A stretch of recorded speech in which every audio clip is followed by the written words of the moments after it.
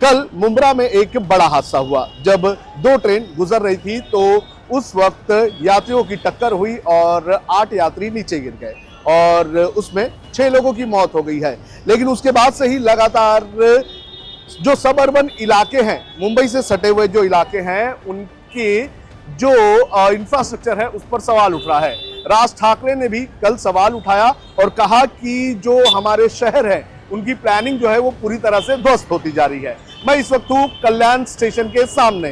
कल्याण central railway का एक मुख्य स्टेशन है। यहाँ से बड़ी लंबी दूरी की ट्रेनें जाती है। लेकिन यहाँ पर अगर इंफ्रास्ट्रक्चर की मैं बात करूँ तो यहाँ पर इंफ्रास्ट्रक्चर पूरी तरह से ध्वस्त है। ये जो ब्रिज मेरे ऊपर आप देख सकते हैं, ये ब्रिज का काम जो है वो पिछले कई सालों से चल रहा है। कई सालों से इस ब्रिज का निर्माण किया जा रहा है, लेकिन अब तक इस ब्रिज का निर्माण नहीं हुआ है। आप देख सकते हैं कि अभी भी काम चल रहा है। लॉकडाउन के वक्त इसका काम शुरू किया गया था, लेकिन अब लॉकडाउन खत्म होकर लगभग 3 साल से भी ज्यादा का समय बीत चुका है, लेकिन इस ब्रिज का काम नहीं हुआ है और इसकी वजह से काफी दिक्कत का सामना करना पड़ता है। शाम के वक्त जब ट्रैफिक होती है तो ट्रैफिक की व्यवस्था इतनी खराब हो जाती है कि यहाँ से गाड़ियाँ हिल नहीं पाती है और पूरी तरह से जो ये इलाका है ये ट्रैफिक में आ जाता है। और इसके अलावा अगर बात करें तो इस ब्रिज से लगा हुआ ये एक स्काई वॉक है, जिसे करोड़ों रुपए खर्च करके बनाए गए थे, लेकिन ये जो स्काई वॉक का प्रोजेक्ट है ये भी पूरी तरह से खराब हो चुका है, क्योंकि जब ये ब्रिज का काम शुरू किया गया तो इस स्काई वॉक को जो है हटाने का काम शुरू कर दिया गया। तो आप सोच सकते हैं कि स्टेशन जो कि कल्याण स्टेशन महत्वपूर्ण स्टेशन है और यहाँ पर किस तरह से जो इंफ्रास्ट्रक्चर की व्यवस्था है वो की जा रही है। थाने में जिस तरह से एलिवेटेड ब्रिज है उस तरह का एलिवेटेड ब्रिज बनाने का काम यहाँ पर शुरू किया गया था। स्मार्ट सिटी कल्याण के इसमें किया गया था और इसके अंतर्गत ये काम होना था। काफी सालों से ये काम जो है किया जा रहा है, लेकिन अब तक ये काम नहीं हुआ है। इसी तरह से शहर के अलग अलग हिस्सों का भी हाल है। कई जगह पर हम देख रहे हैं कि काम अधूरे हैं। इसके अलावा जो एक और सब अर्बन इलाका है उल्लासनगर, वहां पर भी कंक्रीट का काम बड़े पैमाने पर किया जाना है, लेकिन आधा काम हुआ है और आधा काम अभी भी नहीं हुआ है। तो इस तरह से जो MMR के जो सब अर्बन वाले इलाके हैं वहां पर इंफ्रास्ट्रक्चर के नाम पर एक तरह से कामों का डिले बड़े पैमाने पर चल रहा है। यहाँ पर कुछ लोग प्रोटेस्ट के लिए भी बैठे हुए हैं, उनसे भी बात करेंगे और जानने की कोशिश करेंगे कि किस तरह के हालात बने हुए हैं और किस तरह की दिक्कतें यहाँ पर है।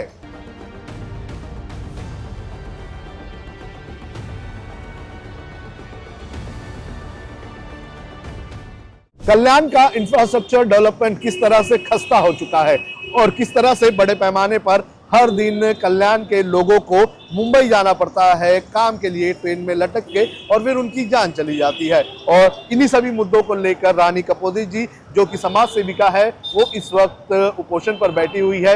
11वां दिन है उनके उपोषण का और सरकार की अभी भी आंख खुलती हुई नजर नहीं आ रही है। रानी जी, कल एक बहुत बड़ा हादसा हुआ, मुंब्रा में लोग गिर गए और गिर के मर गए। ये वही लोग हैं जो कल्याण, डोंबिवली, उल्लासनगर, अमरनाथ, बदलापुर से काम पर जाते हैं और उनकी मौत हो जाती है। किस तरह से आप देखती हैं इसको?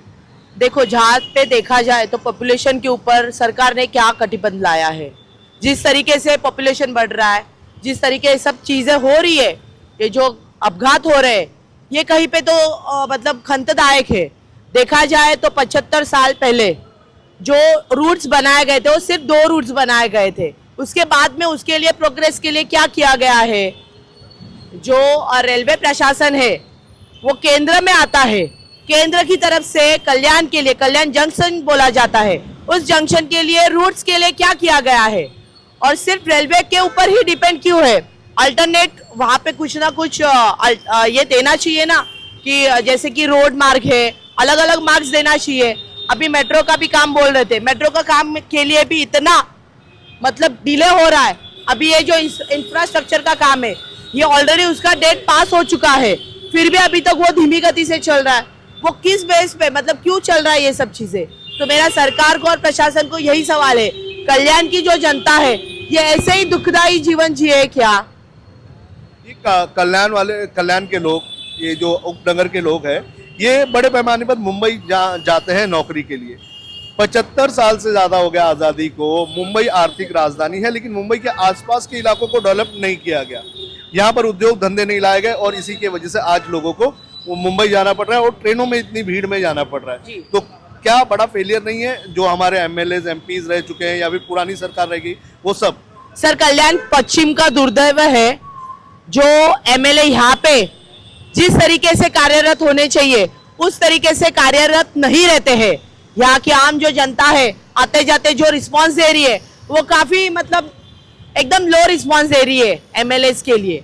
दूसरी बात यह है, मुंबई से अगर तुलना किया जाए तो छत्रपति शिवाजी महाराज जी का यहाँ पे इतिहास है, तो उस इतिहास के बेस पे अगर मुंबई से बढ़कर अगर कल्याण सिटी को किया जाए तो सुनिश्चित है कल्याण ऐतिहासिक नगरी का काम जगह भर में झंडा फहराएगा। यही हमारा कहना है। तो ऐतिहासिक कल्याण नगरी मुंबई से तुलना करने के बजाय उसका एक स्वतंत्र कुछ बोलते हैं अपन कि स्वतंत्र कुछ लेवल क्या बोलते दायरा जो होना चाहिए उस दायरे को मेंटेन करना जरूरी है और वो बढ़ना चाहिए दायरा। उद्योग धंधे क्यों नहीं लाए जा रहे हैं कल्याण में ताकि लोग कल्याण में ही काम करें?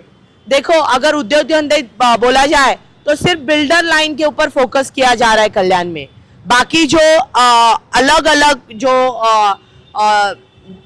मतलब इसमें फैकल्टीज में या कंपनीज के ऊपर काम करना चाहिए जिस तरीके से, उस तरीके से काम नहीं हो रहा है। तो वो भी देखना चाहिए कि बाबा उद्योग धंधे के लिए लोगों की जो छोटी छोटी मांगे हैं उस तरीके से जहाँ पे अच्छी तरीके से उद्योग धंधे का ये हो सकता है मेंटेन करना बहुत जरूरी है, बढ़ना चाहिए ये सब चीजें। एक और चीज, जिस ब्रिज के नीचे हम बैठे हैं इस वक्त, ये काफी सालों से ये ब्रिज बनने का काम चल रहा है। अभी तक ये ब्रिज का काम नहीं हुआ है और इस ब्रिज के वजह से लोगों को काफी दिक्कत होती है। ट्रैफिक शाम के वक्त ऐसी हो जाती है कि ऑटो ना तो आ पाती है ना तो जा पाती है। सर देखो, अभी आप जब आए तब आई जस्ट वेक अप, तो मैंने कॉल किया प्रशासन को, केडीएमसी के कुछ अधिकारियों को कि यहाँ पे मिट्टी से बहुत तकलीफ हो रहा है धूल की वजह से। That she was asking me कि किस तरीके का पोल्यूशन कल्याण रेलवे स्टेशन परिसर में, दे डोंट नो, उनको मालूम नहीं है क्या किस तरीके ध्वनि प्रदूषण है, जो धूल का प्रदूषण है, जो हवा पोल्यूशन है, मतलब तीनों चारों चीजों का पोल्यूशन अगर हो रहा है यहाँ पे। और एक लड़की 11वां दिन है उसका उपोषण का, उसका जो इम्यूनिटी है वो कौन से लेवल पे गया रहेगा, उसकी सोच भी नहीं है क्या उनको? मुझे पूछना, ये क्वेश्चन मुझे करने का है। तो जाहिर तौर पर कल्याण में कई सारे इश्यूज है। कल्याण एक बड़ा शहर है और ऐसे में इस शहर में उस तरह की सुविधा बनानी चाहिए जो एक बड़े शहर में होनी चाहिए। लेकिन पिछले कुछ सालों में ये देखा गया है कि सुविधा के नाम पर कल्याण के लोगों को सिर्फ और सिर्फ आश्वासन मिलते हैं, काम जो होने चाहिए वो काम उस तरह से नहीं हुए। और रानी जी ने जिस तरह से बताया कि बिल्डर लॉबी पर ज़्यादा ध्यान दिया जा रहा है, यानी कि लोगों के लिए घर कंस्ट्रक्ट किए जा रहे हैं लेकिन लोगों के लिए जो बिजनेस और जो काम करने की जो अपॉर्चुनिटी होती है वो नहीं देखी जा रही है। इसका मतलब यह है कि घर बनाए जाएंगे, आपको घर का EMI भरना है तो आपको काम करने के लिए मुंबई जाना होगा और उसी तरह से ट्रेन में लटक कर जाना पड़ेगा। तो ये अपने आप में कई सारा सवाल है। जी सर, मुझे और एक मांग करने की है कि जिस तरीके से कल्याण में पोल्यूशन बढ़ रहा है, लोक संख्या जिस तरीके से बढ़ रही है, पोल्यूशन भी ऑफकोर्स बढ़ेगा, तो कल्याण में ई व्हीकल होना बहुत जरूरी है। मतलब अभी लोग मुंबई ज्यादा जा रहे हैं, तो अगर ई ऑटो अगर चालू हो जाएगा कल्याण में तो वो सबसे बड़ा और एकदम अच्छा काम लोगों के लिए हो जाएगा।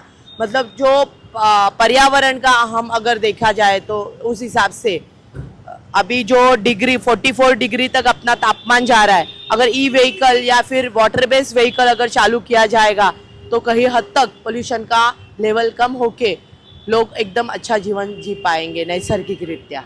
जाहिर सी बात है, इन सारी चीज़ों पर भी सरकार को ध्यान देना चाहिए। देखना ज़रूरी है कि इन हादसों के बाद और रानी कपोदी जी जिस तरह से अनशन पर बैठी हुई है, उन अनशन को देखने के बाद जो प्रशासन है वो किस तरह का कदम उठाता है। सोनू कनौजिया, लोकमत हिंदी, मुंबई।